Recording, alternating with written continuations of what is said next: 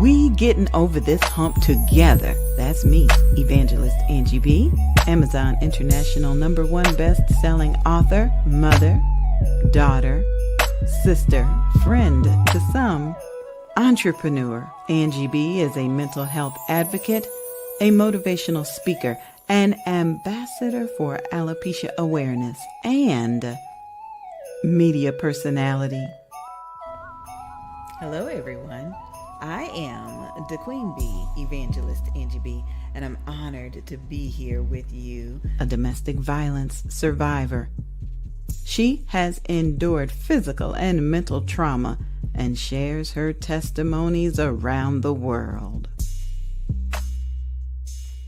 Recently named by Contessa's Court, Women in Business 2023, we've been over some humps.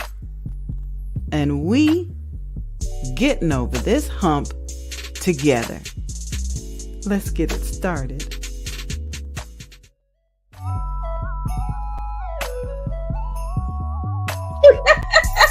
What is this glitter? I don't know what the glitter is, but hey, it's even on my bookcase back there. You see my bookcase glitter?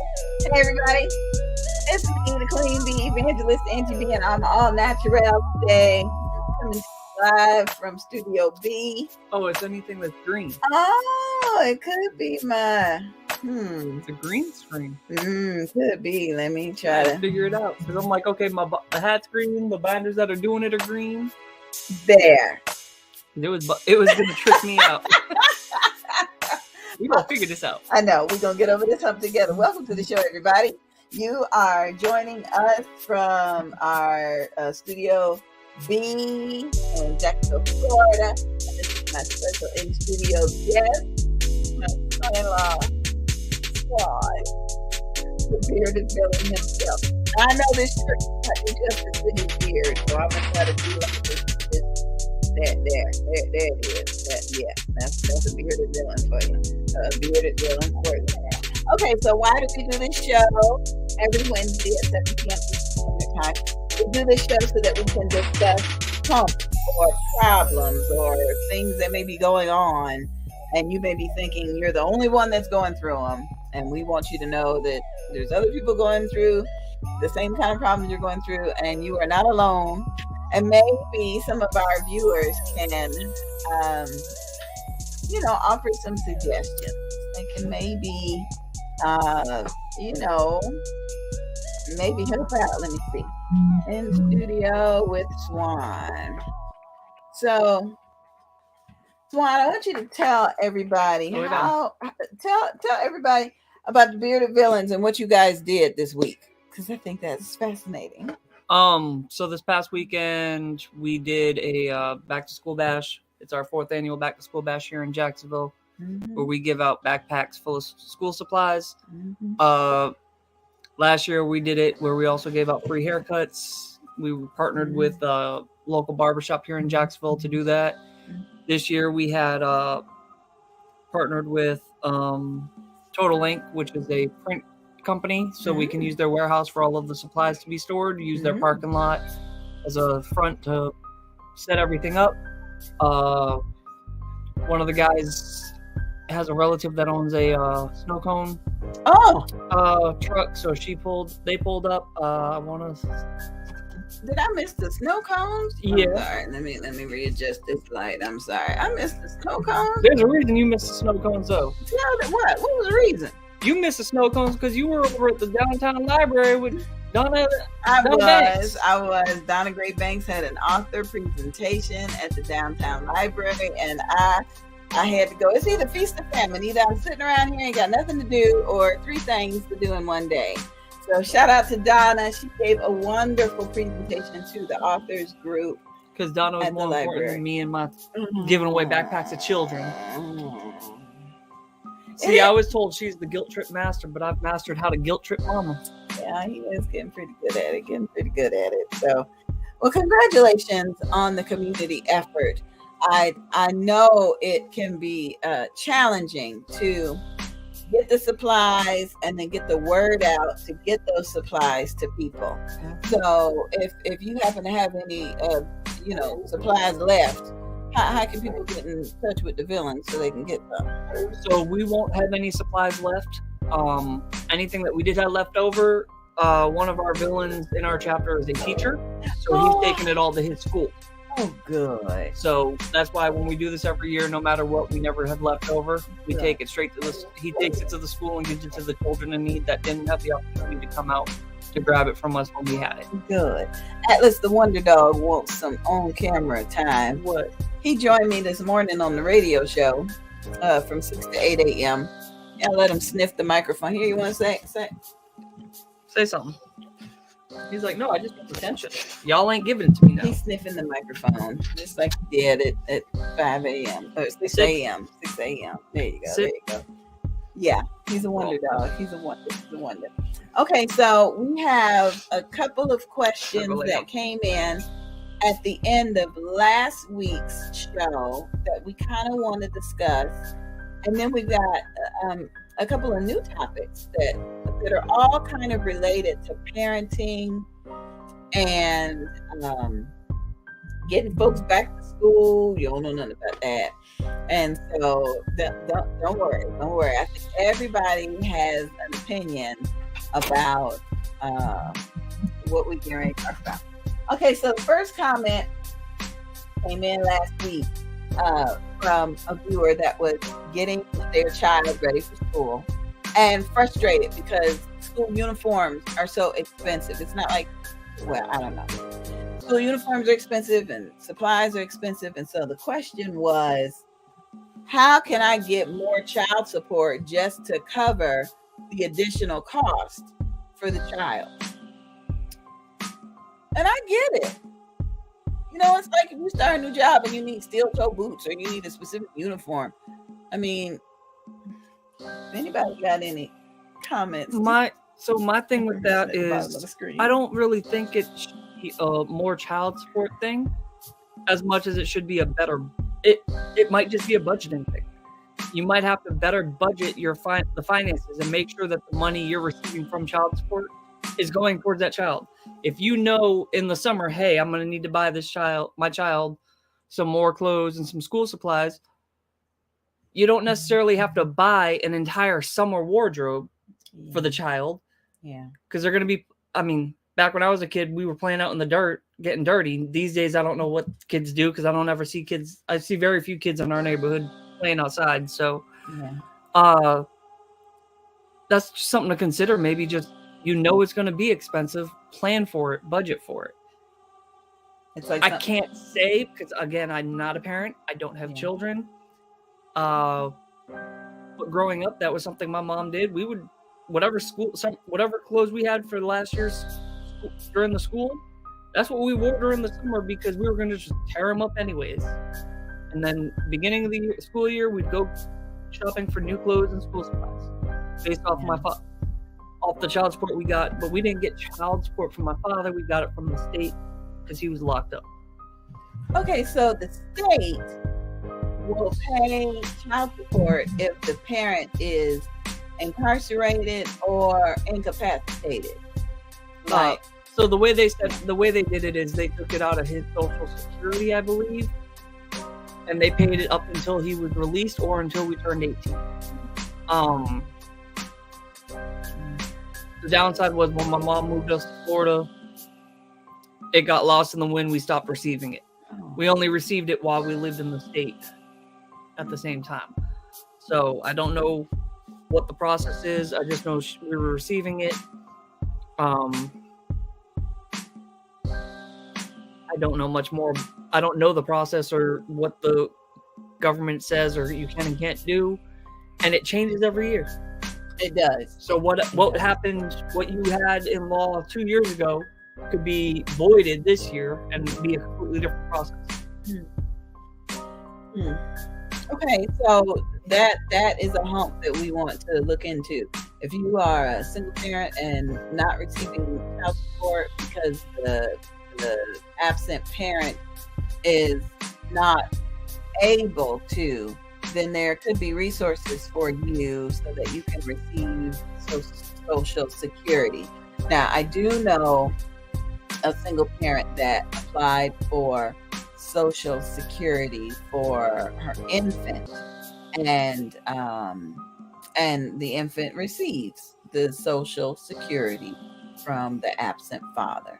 And so I believe the state would rather pay child support through that process than give you food stamps and Well, they're going to give that to you anyways. yeah. Because it's one of those that at what point do they stop giving you child support? When you financially are able to support the child? Because at some point, if you're making $300,000 a year and the father's only making $60,000 a year, you see what I'm saying? At what point do they stop taking from him because she's, the mother's well off, or vice versa? The father could be well off enough with his children, because it doesn't necessarily have to be a single mother. There are plenty of single dads I know out here that are raising the kids without the mom because the mom just wasn't capable of raising the child. And I do know, I have met a couple of people where the parent that has custody earned more money. Mm-hmm. No, the absent. Anyway, however it was, the judge did not award child support based on, it was like a percentage, like 33% of whatever the income was.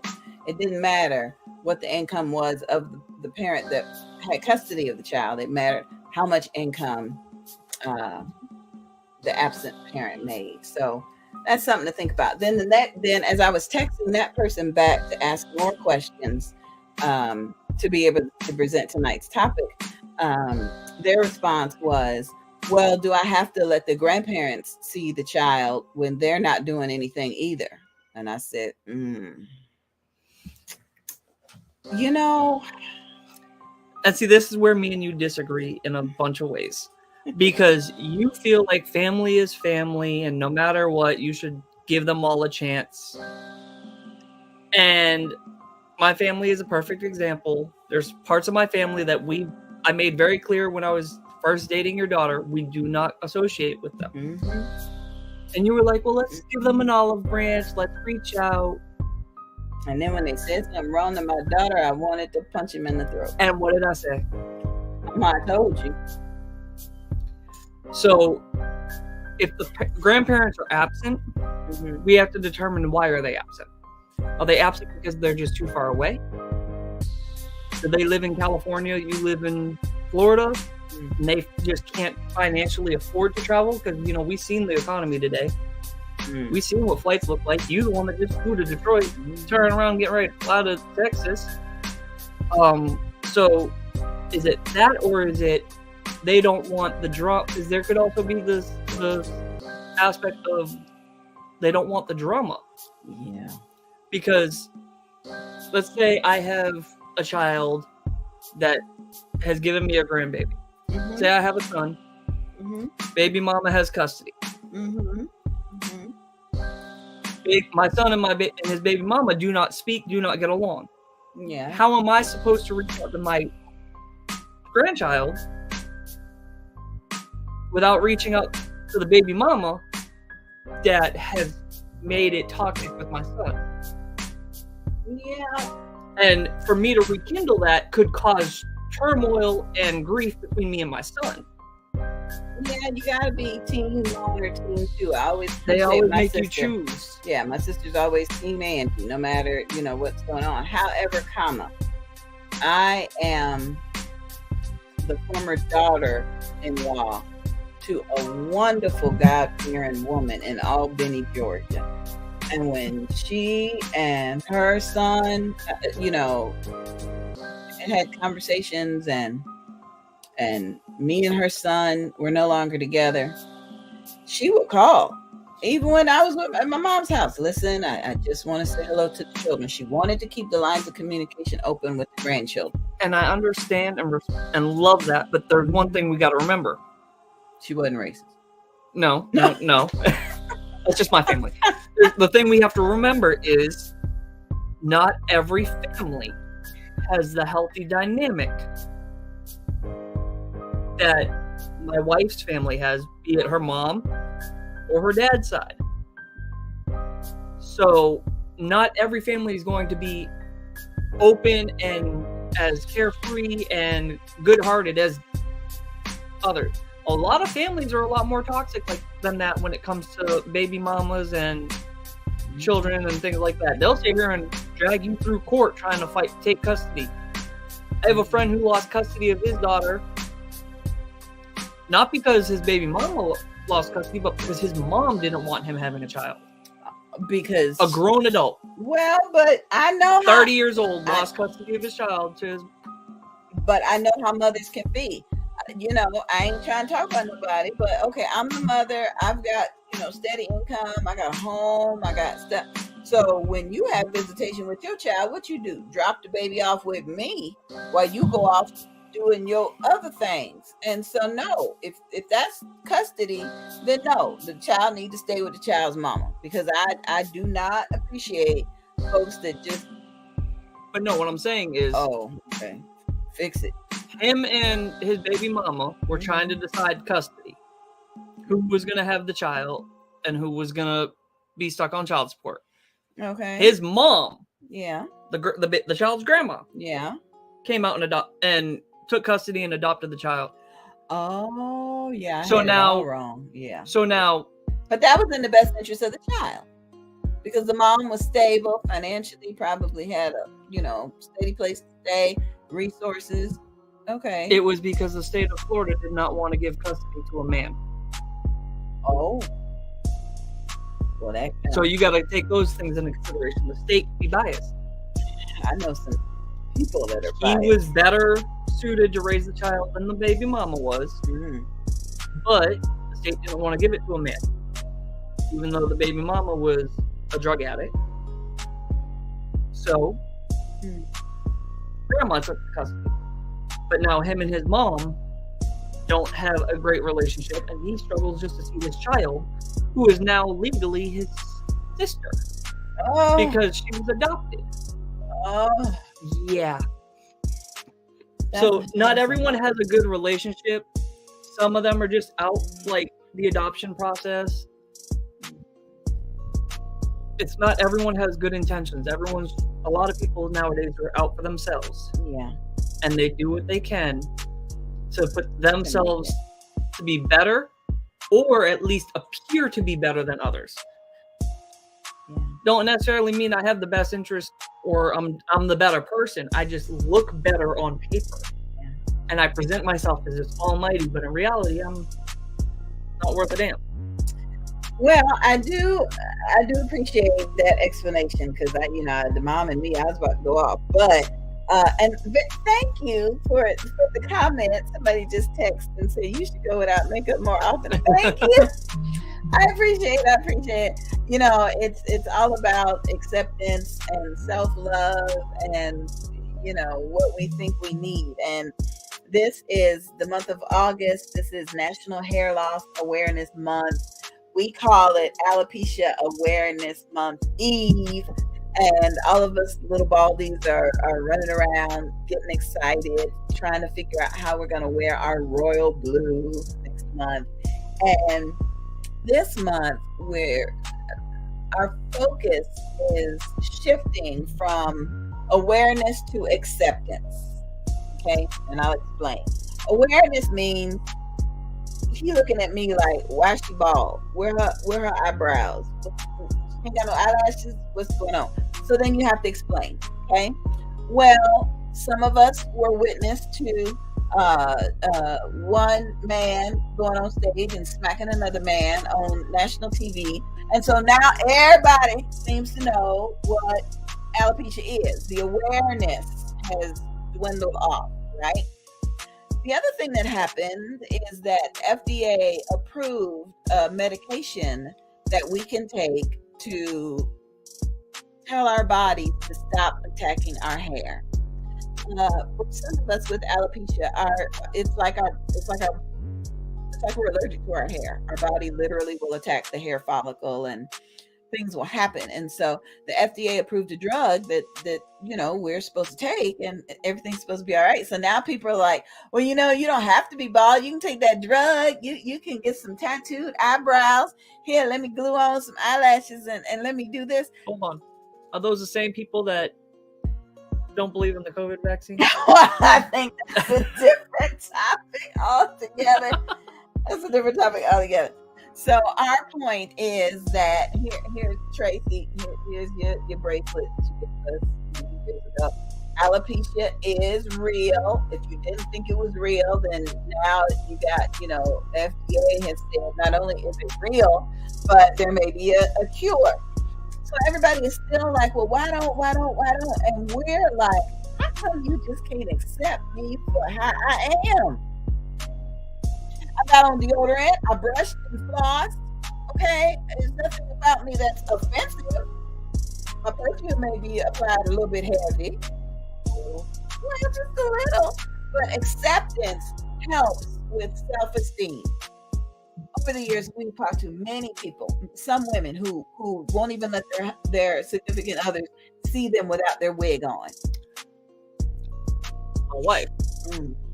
How long were we dating before she finally let me see her natural hair? It was like what, 4 years? 4 or 5 years? One of my sisters just got married. It's been a year, and I don't think her husband has ever seen her without some accessories up top. I will say I have finally gotten my wife to go natural a few times out in the public.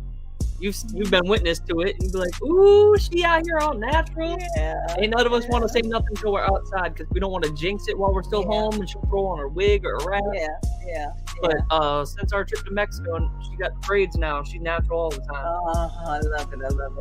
Well, I truly think the beautiful part about me teaching you to accept me is that now I continue to accept myself. I can go out the house, without having to put on a giant hat. Well, I still go wear my giant hat because it's still Florida and sunscreen only lasts for so long. But, I will go out without my eyeliner, without my eyelashes, I believe it goes back, and I ain't saying no blame, but I'm going to say this because it's been a hump all my life and I'm learning to get over it. I remember in high school, I was getting ready for prom or homecoming or something. It was some special occasion where I was all dressed up and all my grandparents and everybody was at the house waiting for me to come down the stairs so they can take pictures and then I could go, right? And I came downstairs early to get something. I wasn't finished getting dressed, but my granddaddy looked at me and said, ooh, the dress is nice, but did you gonna put on some lipstick? How about some rouge on them cheeks for a little bit? So it just kind of set me up to thinking, okay, if all this looks nice, then this needs to look nice to go along with it. And I have continued to think that way. Now I'm feeling like I'm all right. You're going to have to accept me, or you don't have to. But I don't have to. I mean, I remember somebody saying, well, you can't go out the house without big earrings.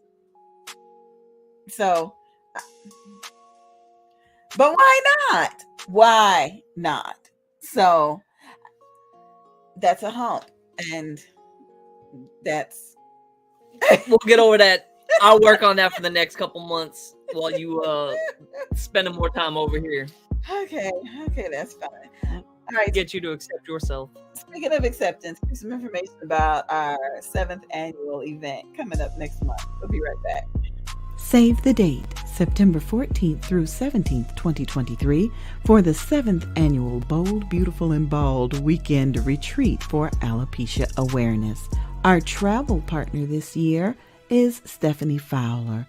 Call her for your arrangements at 470-331-1788.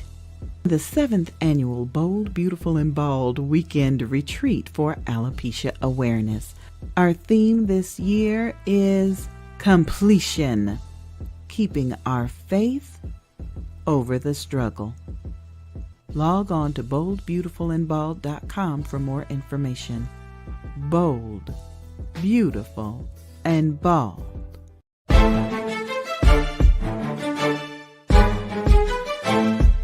Hi, this is author Avalon Celette Brown. I am the visionary of this project. Recently, I've been speaking to different nurses who have been expressing and voicing their challenges and their frustration while working in the field. So I decided to reach out to different nurses from different specialties and bring them together to create a book so that they can write about their experiences, their challenges, their frustrations that they experienced in nursing and how they overcame them and why those challenges did not make them quit. This is going to be a very important book for the next generation of nurses because they can see that they are not alone out there. The nurses before you have gone through these same type of challenges, these same frustration, but they never allowed it to make them quit because nursing is their passion. And this is what we want you to know. Keep your passion. Never let them make you quit. Audiobook produced and promoted by Angie B. Productions. Okay, so you guys saw the promotion for the Bold, Beautiful, and Bald Beauty Bazaar. And if you cannot join us live in Daytona Beach, Florida for the Beauty Bazaar, if you have a business you'd like to introduce to our guests from around the country, you can place an ad on our souvenir directory. We are looking for sponsorship to pay for a couple of things. And keep in mind, this is our annual fundraiser for the National Alopecia Areata Foundation. Okay. And the villains will be there to provide support for all vendors. So when you guys show up, find somebody that's a bearded villain. We'll help you unload your vehicle, get everything to your table. They'll either have the ball cap or a shirt, or we'll have something. They'll have a beard. If you see a bearded man, he probably belongs to me. In which case, I am in charge of getting them all out there. Thank you. So I appreciate that. I do. Okay, so I know we confirmed that we've got a barbecue vendor coming and a vendor with fried chicken dinners. We do have room for 3 more food vendors, so that snow cone person I need to talk to. The Bloodmobile is scheduled to be there, and Fill the Box is returning. PHILL. Fill the Box is a blue, looks like a recycle bin, but it's a blue bin that will be delivered to our event. And they're asking for household items to be placed in the box. Rugs, towels. I didn't see that last year. Yeah, I know. A lot of people didn't see it last year. So Fill the Box will be there. You can please bring nice things, household items that they are able to give away. And what happens is they weigh what's been put in there, and then we get a check later on. Last year's check of $75 went to print our flyers that we're distributing this year. And so we don't get the check in enough time to go with our annual donation. But we're really hoping to get, a couple of $100 just from you bringing things and putting it in Fill the Box. So we'll have more information about that later. You say rugs, you say household items. So what about kitchen stuff? Shoes. What about kitchen like cups? What about cups, plates, pots, pans? Yeah, as long as it's not glass. Okay. And they have sent over a list, and I'm gonna put it together on the flyer. But things that a family could use in their home that's clean, in working order. Okay. I know that at one point somebody said they were going to donate their old cell phones, and I was like, "Hey, that'll work because somebody's going to need them." And it's heavy. It'll weigh something. So we got to fill the box. That's why I was asking about the pots and pans. Yeah, really. So get ready for that, and you'll hear a lot more. But listen, you guys also saw a commercial for the new book, Nursing is Our Passion. We Can't Quit. And you and I had a discussion that leads us to our next topic. Discrimination isn't always black and white. And I remember this conversation from this morning because I discriminated, and I called it out. Sure did. So context is Mama here went to the hospital a couple weeks ago. Hey Janet, thanks for watching. Maybe 2 months ago. Yeah. She went to the hospital and she had to use the bathroom. Mm-hmm. And the male nurse was offering to assist her, and she was like, "No, get out of here," because he was a man. She looked at him and said, "I am a girl, you are a guy, go away." she discriminated against the nurse, not because he was a black male, but because he was a male. No, I discriminated against. It's because he was a man. Yeah, and I was on some good drugs and not thinking it through. So, yeah. But male nurses deal with that every day because they're going to be giving patients medicines to take care of them, their things. And so they're either going to be told, hey, you're gay, because male nurses must be gay, or they're told, I'm a female, you can't be in here while I do these things. If it was a doctor, would you be questioning it? But see, I don't think I'd be questioning it because the doctor comes in and before we got to spread him or something, he's got a nurse right there. I don't know why that makes me feel a little bit more secure, but this nurse who had good bedside manner, had taken very good care of me the whole day, had answered my questions when he really was doing his job. And my daughter was there in the room, which is why I really don't know why I was tripping. But you had a female in the room with you. Yeah. So, and the irony is a lot of these nurses spend more time in school than the doctors do. So they know their stuff most of the time better than the doctors. Because doctors know specifics, nurses learn general. So they learn more because they have to know different. They don't have a specialty. Yeah, I have met a few nurses that have gone across the board from children addicted to drugs to neonatal to my aunt's neonatal nurse. My grandmother was a generalized nurse. Yeah. Who in the military, you had everything from a simple headache to a bullet wound trauma. So I say all this to say I'm working on my next chapter for a new book, and it's going to be volume 2 of the book that you just saw. This one is Nursing is Our Passion, and it's going to come from a male nurse's point of view. And just like I wrote something in this first book, I talked about the nurses that were in my family.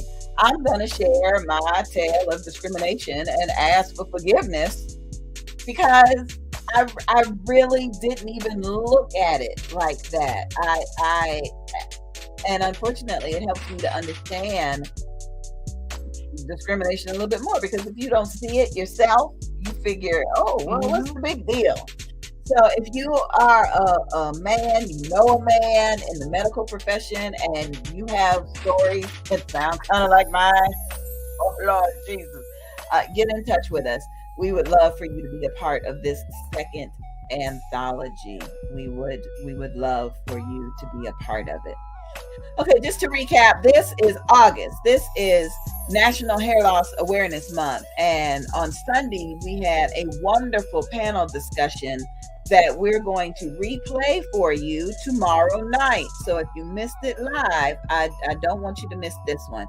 We not only shared stories about losing our hair, but we talked about how hair loss affects us on a physical, psychological, emotional way. So our panel discussion, they truly came together from God. So join us tomorrow night, 7 p.m. Same time, same bat station. You don't know nothing about that. You too young. Okay, we gotta get to the next topic, but before we do that, yes, you did mention that I'm going to Texas. Yay! Curves on Purpose, Unmasking Alopecia, the fashion show. I am the MC moderator for the model workshop that takes place September 2nd. It's a breakfast and lunch that is included from 10 to 3. The first year I participated in this, the model workshop was fascinating, all about business, entrepreneurship, some ministry, but a whole lot of self-esteem. Like one young woman looked and said, when do I tell him that I'm wearing a wig? Before we get in the bed or after I'm already in the bed? So that's the model workshop in Houston. Shout out to Sharice Gregory for sending for me. I do appreciate you. It's going to be at the Holiday Inn Express and Suites. And then September 3rd is the fashion show. You can contact me for ticket information, and I'll send you over a link. And today I found out that Cyclone, our Christian rap artist that's in Houston, will be able to come and dazzle us with a couple of his songs. So I'm excited about that. I'm excited. So this event kicks off Alopecia Awareness Month. Okay, that's the first weekend. Then, we got the third weekend. You're going to come back for the Bold, Beautiful, and Bald Beauty Bazaar. There we go. That's the third weekend in September. This was our picture from last year. And we don't want you to miss it. Go to boldbeautifulandbald.com to say hello. And then at the end of the month, we got something new. But right now, we got special in-studio guest, Sweetie B. Hey, girl, somebody was asking about you. And so, hey, Sweetie B has arrived. Look at shoes. I love her little head. Oh, hi, baby. Hi. She's officially taking 4 or 5 steps by herself. She brave. She's still telling the dog down. She's still picking Uncle Swan over mommy. Oh, Lord. No, I don't think so. But she still knows her nose. And now we're learning. Yep, she got Uncle Swan's nose. There's his nose. And now we're learning toes. There it is. Good job. Good job. So thank you for making that appearance. And I know it is wonderful to see the family grow and to see everybody. Go back to mommy? Everybody. Are you gonna hang out with us for the rest of the night? No. Mm-hmm. She said not. Go to bed. She said I'm shy. Thank you. And then we're ending up the end of Alopecia Awareness Month with Camille's Divine Unity. It's her walk and picnic, September 30th in Memphis, Tennessee. Yeah, I gotta find me a flight to Memphis. But so proud of Camille because Camille sat with us last September at the Bold, Beautiful, Bald Beauty Bazaar, and she was like, I always wanted to have an awareness walk. And we were like, we'll do it and we'll show up. So it's to the point now where every weekend in September we're going somewhere, and I'm grateful for that, and I'm so proud of Camille for launching this inaugural event. She's also launched a sorority for baldies. I have to tell y'all about that later. Yeah. Do I get to join? You know what? You got just a little bit more hair and a little bit too much testosterone. I don't think. Camille, can we work something out? I know you love me a little bit. Camille is great. Camille. Let's not have a flashback to the first Bald Beauty Bazaar that I helped you at. That was 2017. Why don't you tell everybody? We was on the budget. Next thing, all I know is I got asked to come and have fun and look at everything. Next thing I know, I'm working. I'm wearing a chef jacket, feeding everybody. Well, yeah. Mama and my wife, who was just my girlfriend at the time, decided to leave me alone for 5 minutes. They come back inside and all the models were flirting with me. I'm surrounded by, 10, 20 models just flirting with me. My wife walked in, she go, what the hell happened here? Well, you had meatballs and sandwiches and, we had to feed you folks. So. I responded with, you left me in here with beautiful black women. I'm going to find me one. So she had to hurry up and marry you. Had to hurry up. So I tell you, I love that you have been with this show, this Wednesday night time slot. I've been with this since the beginning, and the Beauty Bazaar, I missed the first year. No, first year was 27. That year when you were serving it food. That was the first year. Because remember, we had all these models. I've been around too long. We only had one bald model, but all the rest of them came from a modeling troupe and a boutique. And the Lord kept saying, this is good, but this is not what you want. And I'm giving you the desires of your heart. And I said, Lord, I want a room full of baldies. So I'm not the only bald woman in the room.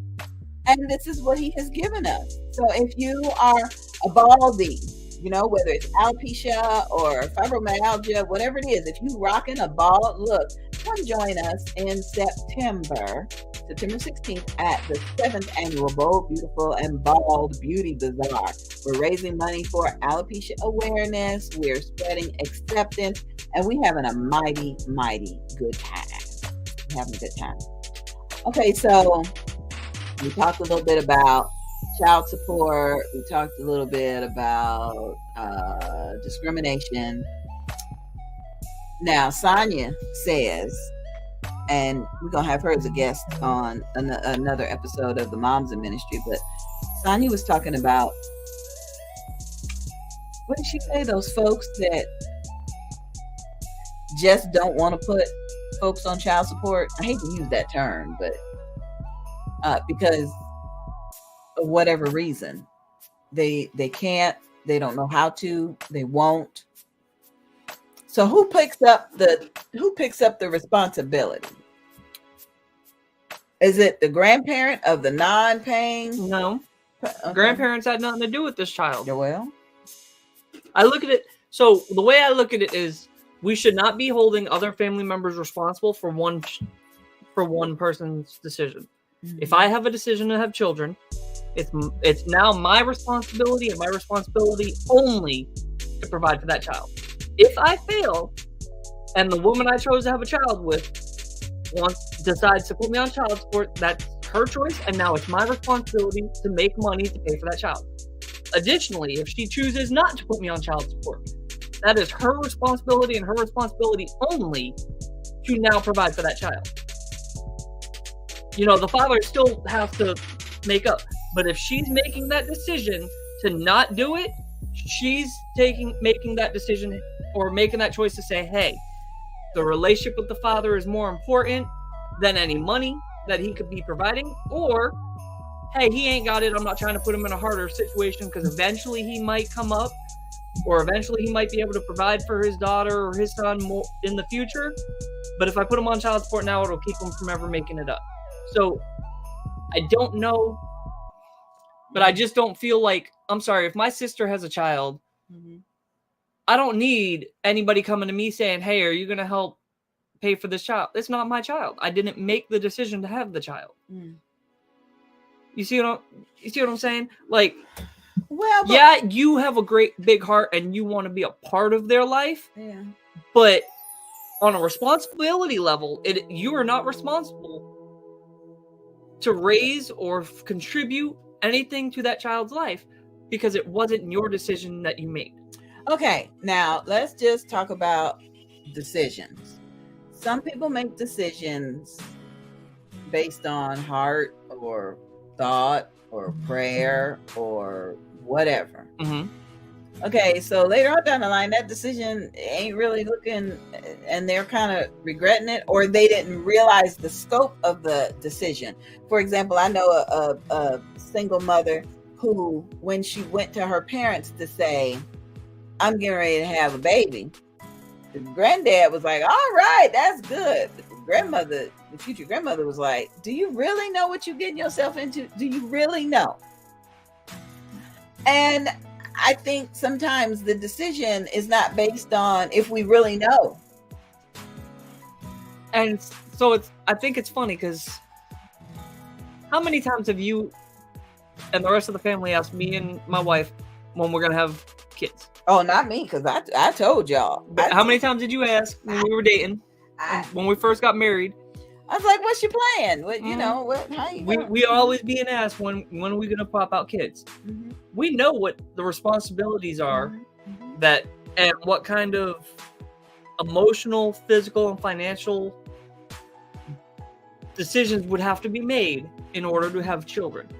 We know, yes, we are in a great place right now where we're able to provide a roof for family members when they're in need, we're able to make sure you guys are fed, make sure you guys have a roof, AC's on, electricity's on, mm-hmm, mm-hmm. Internet's on. The Wonder Dog is on duty. There's always a vehicle here to get you guys around, so you're never stranded, never feel like you can't go nowhere. But we know we can't raise a child just yet. We see how expensive raising a child is. And I remember what you said about them school shootings, that when you decide to have a child, you got to be at the school with that child in case somebody show up and want to act stupid, so you can. I get it. I get it. That is a sad fact, because it's one of those, yeah. I've looked at it and I'm like, look, I don't want to raise a child in the world we live in today. It's not getting better. It's a child now. It's safer to not have children than to send a child to school. Mm. So that's the issues, is not anyone's going to know what they're getting themselves into until they get in it. Until they're in it. But at the same time, a lot of people are basing their decision making off of the life they've experienced and not taking into consideration the fact that the life they grew up, the life they were raised in, the neighborhood they were raised in, the schools they went to, it ain't the same no more. Like I said earlier, when I was a kid, I was outside playing. Yeah. Nowadays, kids don't come outside. And it ain't got nothing to do with the heat. They just antisocial on the internet, playing with people all across the world. So when they go to school and they got to meet each other face to face, they don't know how to interact. So they don't have the social awareness and skills to be able to communicate with one another. And that's where this animosity comes into play and violence and things like that, because they don't know how to interact as humans with one another. I remember somebody saying that their child, their 10-year-old, was calling they were on their virtual reality headset and calling those people their best friend. And the mom was laughing like, that ain't your best friend. You don't know where to, because the definition of best friend is different when you're in school with somebody or playing in the playground with them or working with them virtually. It does make a big difference.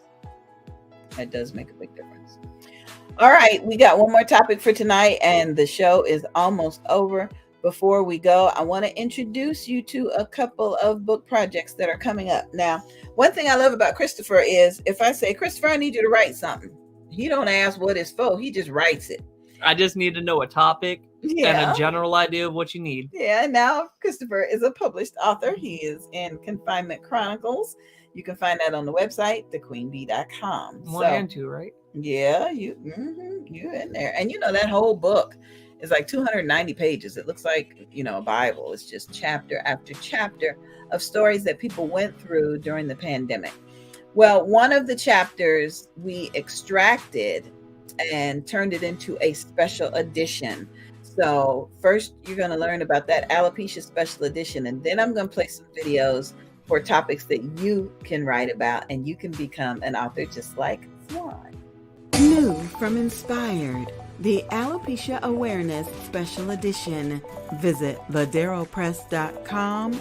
9 brave souls share their alopecia journey in this Confinement Chronicles Special Edition.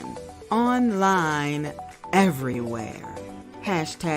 #I refuse to stop being me. The Alopecia Awareness Edition, encouraging testimonies birthed out of the 2020 pandemic. Stories written and compiled by Angie B. and Barty Productions. Published by Ladero Press. Inspired.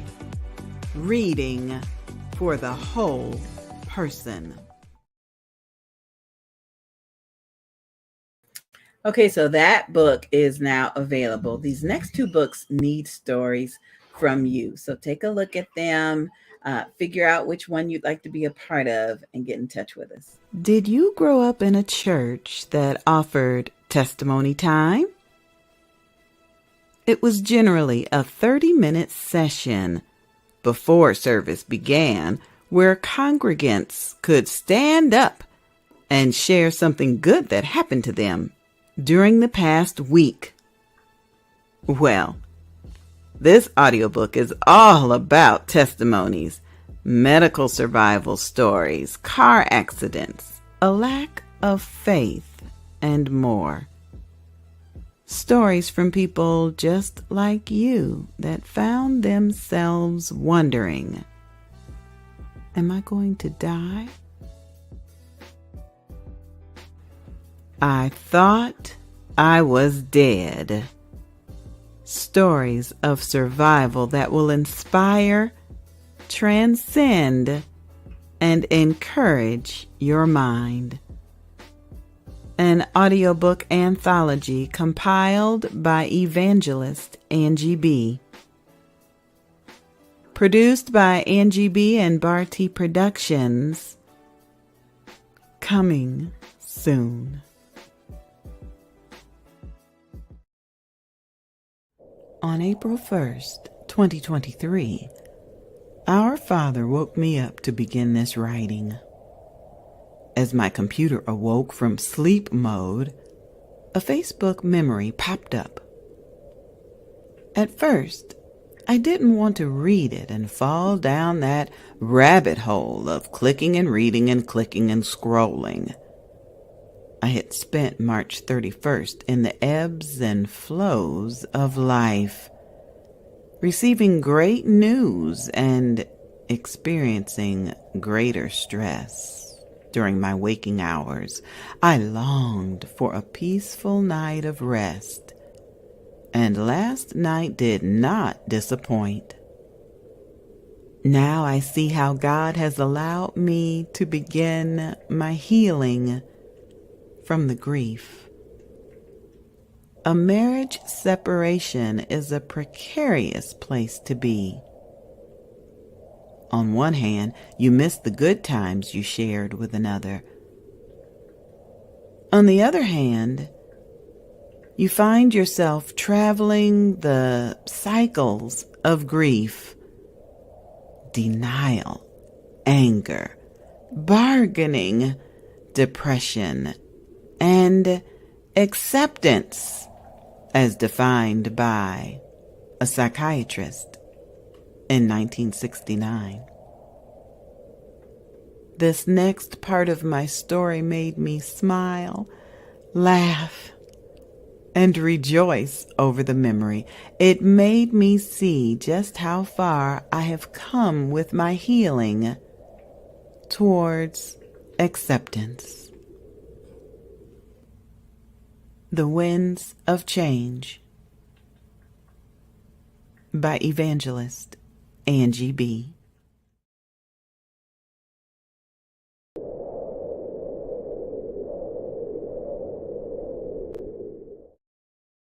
Yep, that's it. So if you've had something that changed in your life, like a new family member, someone who moved away, someone you're divorcing, if you've had Been there. a change in your life for whatever reason, and you feel better about it, you're not bitter, you're not something encouraging, then we want to hear your story in the upcoming book, The Winds of Change.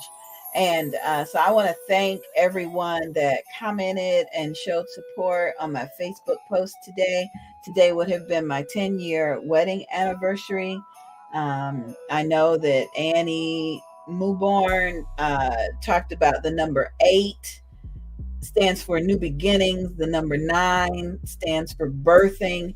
And I feel that 10 years ago, God allowed me to have 9 great years with new family and opportunities that have been birthed. And so I'm really feeling completion today as I celebrate my 10th year of really being able to accept that God would send someone to love me when I just didn't think I was worthy.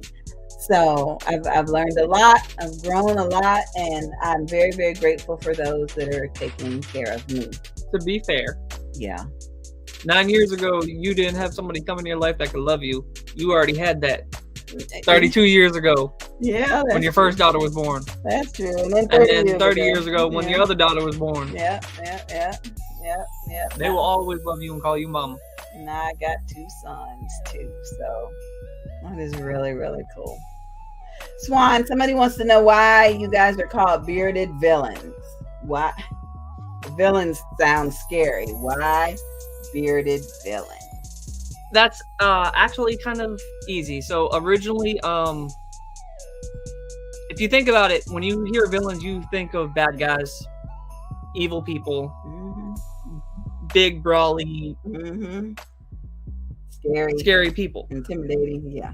Why are you assuming? Why are you stereotyping the word?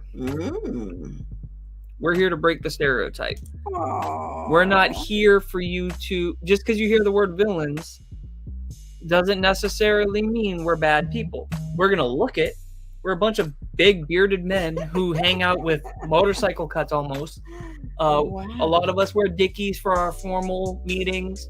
Yeah. When we go to chapter meets or any events, we'll wear what we call our cut, which is just a vest with a bunch of patches on it. Oh yeah. Most of our patches Mm-hmm.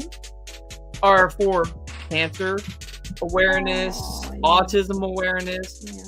Yeah. It started as a clothing brand. It turned into a brotherhood. Now we're an international beard club around the world with members in all kinds of countries. Wow. We have lost a few in the past year, chapter wise, because of world politics. We have a chapter in Iran that they were out there fighting for the women's right to be able to expose their hair. A lot of that chapter was sadly killed because they spoke out. We have a chapter in Ukraine and Russia. A lot of the Ukrainian chapter have had to step away as they go defend their country. The Russian chapter did not approve of the war and have stepped up to try to speak out. And you know what happens in those countries if you speak out against the government. Wow. But so we're out there trying to do work, try to create change, trying to be positive influences on our community. We can't change the world on a global scale, but we can make a difference in our local community. So we make it a point to do as much charity as we can. Orlando chapter likes to go out and continuously every weekend, or I think it's every first Saturday of the month, they go out to Lake Eola. They're handing out water and food to anybody, not just the homeless, but to anybody who asks. Wow. Or who accepts it. Got chapters doing that all over the country, where they're going out just feeding the homeless, providing food, water. We've done drives where we've collected clothing so we can go out and hand it to the homeless. Because we can provide them a meal for a day, or we can provide them clothing to last them a few weeks or months. Yeah. And I remember years ago when the tour had our evangelism tour had an outreach event at the Daytona Beach Salvation Army, and the man in charge at the time basically said if churches and communities would step up, there would be no need for a Salvation Army. And that has been powerful. And that's why I love the Bearded Villains. You guys do come out to the Beauty Bazaar and you take good care of us, and the backpacks and we're great at doing fundraisers. Yeah. We'll do a fundraiser all day, every day, and raise you some money. Just got to reach out to your local chapter. Yep. All right. So anybody in Jacksonville want to reach out to you? What's your contact information? Everything for us is done through Instagram. That is how we create our image. We share everything. Everything we do is through Instagram. So if you want to get in contact with any Bearded Villain chapter, go on Instagram, type in Bearded Villains, and then the city you're in or the state. Florida's got 5 or 6, maybe 7 chapters now. But New England has just 1 chapter. Oh, good. New York and New Jersey have 1 chapter. Wow. That they share. Wow. So it could be tricky. So try typing the major city in the area. If it doesn't pop up, type in the state. There's members all over. Our Jacksonville chapter has members all the way down to Daytona, all the way up into Georgia. Midway, Georgia, and I think we go as far north as Savannah, Georgia. And tell me the dude in Daytona that owns the vehicle. Chris. Yeah, he owns the auto parts store there in Daytona. Yeah, we were able to go get some parts. Didn't even know he was there. So thank you.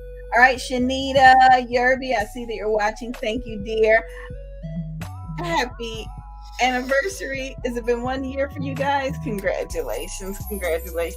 We still want to see you on the runway at the Beauty Bazaar. So thank you so much. All right, our time is up. I know there were a couple more questions that I just did not get to. So I will do my best to get to them next week. if it is the Lord's will, we'll be back next Wednesday, 7 to 8 p.m. Eastern Standard Time, right here on the Jericho Broadcast Network, Facebook, Twitter, and YouTube. Any final comments, honey? Go follow the Bearded Villains of Jacksonville. Mm-hmm. You could also find me on there as well on Instagram, c.swans88. But go follow the Bearded Villains of Jacksonville on Instagram. Follow the Bearded Villains on Instagram, the main page. See what we can do to help you guys out. If you guys are out there trying to do fundraisers like my mom, trying to raise money, we can help. Raise money and spread awareness. Accept me the way I am. Always. Bye, everybody.